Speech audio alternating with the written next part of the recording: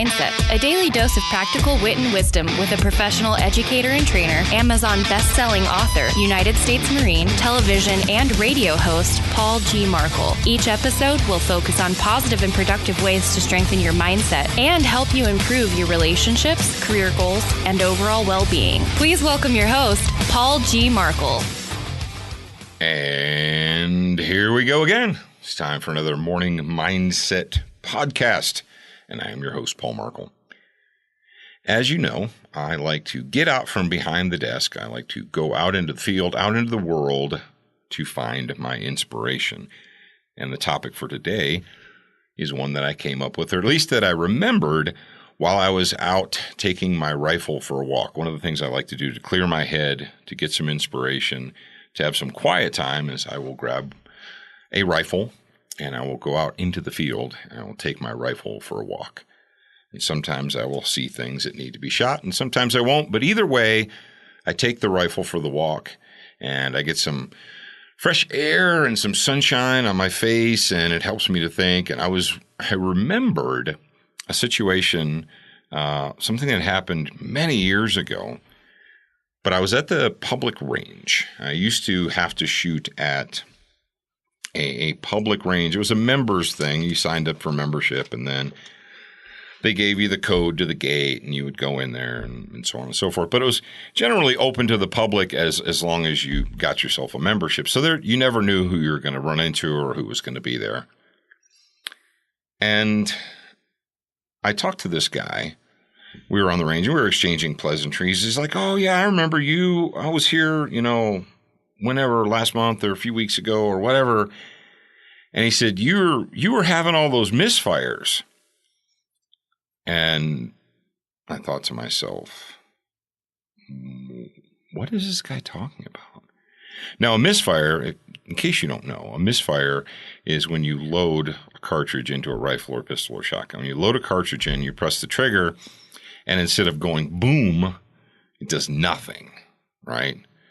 It doesn't go off for some reason, whether the gun is mechanically screwed up or the ammunition is screwed up or something has gone wrong.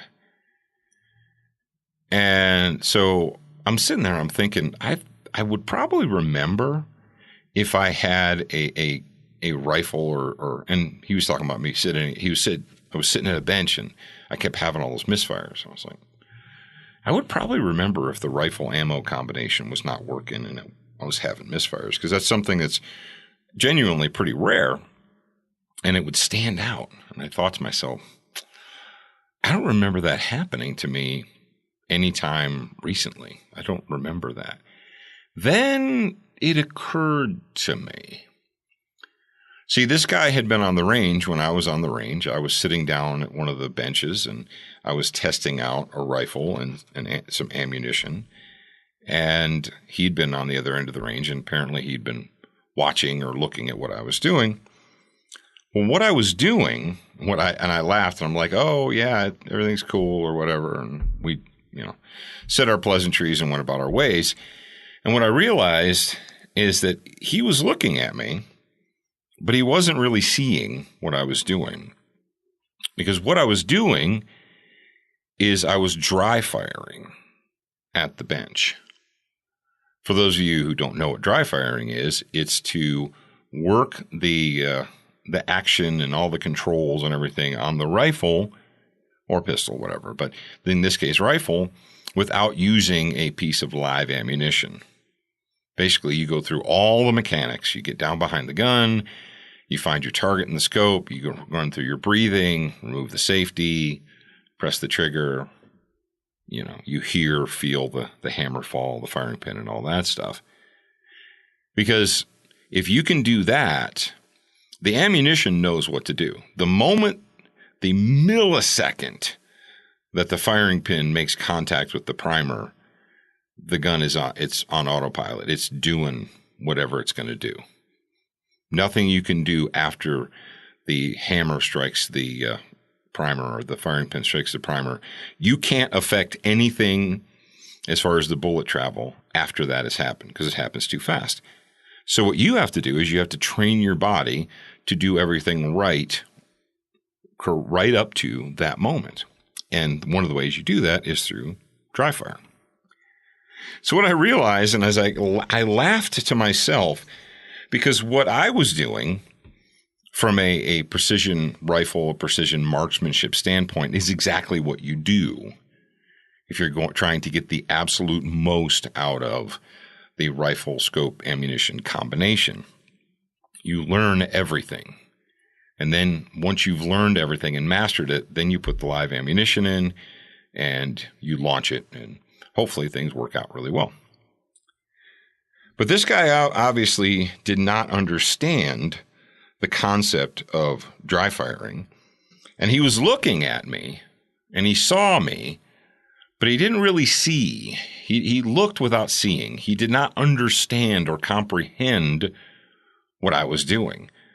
What he thought was that I was sitting down there on the bench having a bunch of misfires. He thought the gun wasn't working. The gun was working just fine. But he didn't understand what I was doing. How many times do you encounter someone in your life who looks but doesn't see? Who hears but does not listen? And that was exactly what was going on. Now, a person who had the same type of experience or training that I have had throughout my life, I've had the great fortune to have some of the best instructors in the world teach me. Someone who had a similar background to me probably would realize, they would have realized exactly what I was doing, that I was basically warming up with dry fire before I put the ammunition in the gun, and they would have understood that. But from this guy's standpoint, from his basis of experience, he thought what was going on was wrong. And really, it wasn't wrong at all. It was absolutely right for what I was doing. So he looked, but he didn't really see. How often does that happen to us in our lives? How often do we look but not really see? How often do we hear but not really listen or understand? And why is that? Well, in this particular case, it was because of this person's, their own, obviously, and I didn't get into it with him. I didn't go into his background or anything, but obviously he was not familiar with the technique of dry fire. He was not familiar with that. He did not have that experience. And so when he encountered it, he thought it was something else. Has that ever happened to you in your life? Do you see something and think it's wrong, and it turns out that it wasn't wrong at all? It was actually very right, but you thought it was wrong or incorrect based upon your limited amount of experience and education. Now, as an instructor, as a professional instructor, and I have been for, I don't know, take 1990 and come up to today, and that's how long I've been actually teaching people professionally. As an instructor, often I will demonstrate something, and people won't understand, or they will see it and think that it is wrong, or think that they have a better way, because based upon their limited experience and education, what I'm doing, they can't understand. They look, but they're not really seeing it. They hear, but they're not really listening. And why is that? A great deal of the time when people look but don't see or hear but don't listen, it's because they're allowing their own personal prejudices to cloud their view. They can't get out of their own way. They can't push their emotions or their egos aside long enough to actually see and perceive, listen and understand. So whichever side of the equation you're on, you may be in the position where you're demonstrating, you're showing, and people just aren't seeing it. They're not understanding it. Or maybe someone's doing something and you think, that's not right at all. But actually it is. And the reason you're not understanding it, and the reason you're not perceiving it, is because either A, you don't have the experience or education to understand, or maybe you're allowing your own prejudices or your own ego to get in the way of understanding. I don't know. That's just something to think about. So sometimes people look, but they don't really see. They hear, but they don't really listen.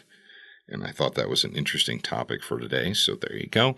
If you'd like to join us, according to my show note production calendar, which I'm looking at right now, the very next episode of Morning Mindset is going to be Morning Mindset Book Study number 1.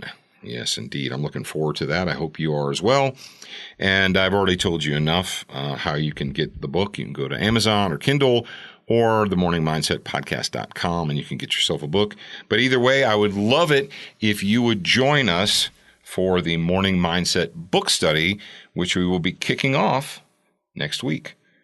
All right, ladies and gentlemen, I am your host, Paul Merkel. Talk to you again real soon.